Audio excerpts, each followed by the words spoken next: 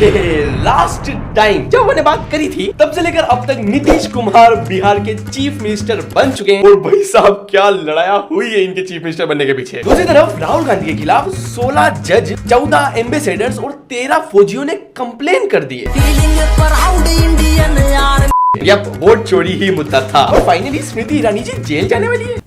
We will cover all of that and so much more। तो अगर आपको रोज ऐसे ही दिन भर की पॉलिटिक्स की खबरें जाननी हो तो subscribe to the channel and let's go. Okay, तो नीतीश कुमार बिहार के सीएम बन चुके हैं। अब ये बड़ी चीज नहीं है, ठीक है। बड़ी बात ये है कि वो जिस तरीके से सीएम बने, क्योंकि पिछले 2 दिनों में जितनी लड़ाई हुई है, भाई अमित शाह को दिल्ली से पटना आना पड़ गया एकदम अर्जेंट। इलेक्शन के पहले ऐसा लगा था कि बीजेपी यार भूखा ले इनका बिहार में, नीतीश तो बेचारे यूं ही फंस जाएंगे इनके बीच में। लेकिन अब जो पिछले 2 दिन से हो रहा है, बेचारे नीतीश नहीं, बेचारे मोदी जी और अमित शाह लग रहे हैं। हुआ कुछ है कि सीएम की कुर्सी पे सीएम कौन बनेगा वो तो दोनों पार्टी चुपचाप मान गई कि नीतीश बन रहे हैं। लेकिन लड़ाई वहां पे शुरू हुई कि स्पीकर कौन बनेगा। इधर बीजेपी बोल रही कि नहीं सीएम आप बन रहे हो, हमको कुछ तो दो, स्पीकर हमारा रहेगा। उधर नीतीश कुमार बोल रहे कि मालिक इतना खर्चा हो ही गया तो एक चिप्स भी ले लेते हैं, सीएम तो बना ही दिया, स्पीकर भी हमारी पार्टी का बना ही दो। आप दो ना। और इस वजह से जिस विधायक दल की मीटिंग बीजेपी टाल रहा था, वो मीटिंग इनको एकदम तत्काल करनी पड़ गई। और उसी मीटिंग के लिए अमित शाह दिल्ली से पटना आए और फिर जाके ये इश्यू रिजोल्व हुआ। हालांकि अभी भी ऐसी न्यूज आ रही है कि ये पीएम मोदी का मास्टरमाइंड था। नीतीश कुमार अभी के लिए सीएम बने, इनको मुझे सीएम की कुर्सी से हटा के कोई नया बीजेपी का ही सीएम बनेगा। पहले वैसे रूमर्स आ रहे हैं, कोई ऑफिशियल न्यूज नहीं है इसके पीछे, तो इसको रूमर की तरह ही लेना। Okay, second news, Rahul Gandhi के खिलाफ 16 रिटायर्ड जजेस, 130 रिटायर्ड ब्यूरोक्रेट्स और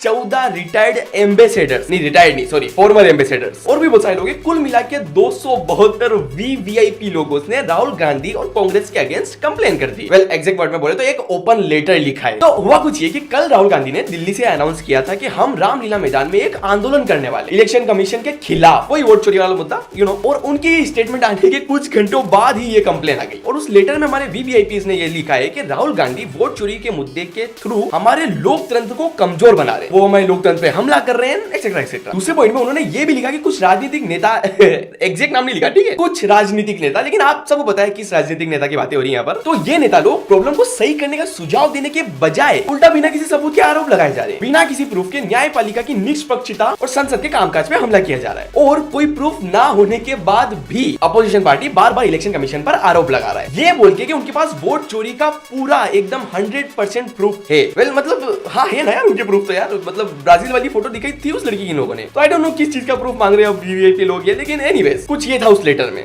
ओके, अब आ जाते हैं कुछ मसालेदार न्यूज पे। कोई बोल रहा है कि ऐश्वर्या राय ने मोदी जी के सामने उनकी बेइज्जती कर दी। उधर दूरराठी का लफड़ा हो चुका है फिर से, और क्या स्मृति ईरानी जेल जाने वाली है, और भी बहुत सारी न्यूज है। ये सारी न्यूज एकदम फटाफट से निपटा देता हूं rapid fire news. Okay, first तो माननीय अपने प्रशांत किशोर सर ने बोला था कि इलेक्शन के पहले कि मैं राजनीति छोड़ दूंगा, इस्तीफा दे दूंगा। अब हारने के बाद में जब किसी ने उनसे पूछा कि क्या हुआ सर, कब दे रहे हो इस्तीफा, तो उन्होंने बोला कि देखो मैं जीता तो ही नहीं, इस्तीफा किससे दूं। नेक्स्ट, ऐश्वर्या राय आज मोदी जी की रैली में कुछ भाषण दे रही थी, जहाँ पे वो बहुत अच्छी बातें बोल रही थी कि there is only one religion love. अब सीन यहाँ पे ऐसा हो गया कि इतनी अच्छी बातों में मोदी जी हंसने चाहिए, लेकिन जब कैमरा मोदी जी के ऊपर गया तो मोदी जी की शक्ल बन रही थी ऐसी, और फिर लोगों ने रिलीजन वाली बातें जोड़ करके मोदी जी को ट्रोल करना शुरू कर दिया। नेक्स्ट, आजम खान और उनके बेटे 2 पैन कार्ड रखने के चक्कर में 7 साल की जेल हो चुकी है उनको। तो उसके बाद में ट्विटर पे ये चीज वायरल हो गई कि अपनी जो तुलसी जी स्मृति ईरानी जी, इनके पास में 2 पैन कार्ड है, तो क्या स्मृति ईरानी जी भी जेल जा रही है। नेक्स्ट, ध्रुव राठी, इन्होंने धुरंधर मूवी पर एक रिव्यू लिखा जहाँ पे बुराई कर रहे थे बेसिकली उसके बारे में। तो लोगों ने इनकी पुराने साल भली ट्वीट निकाल के लाई कि भाई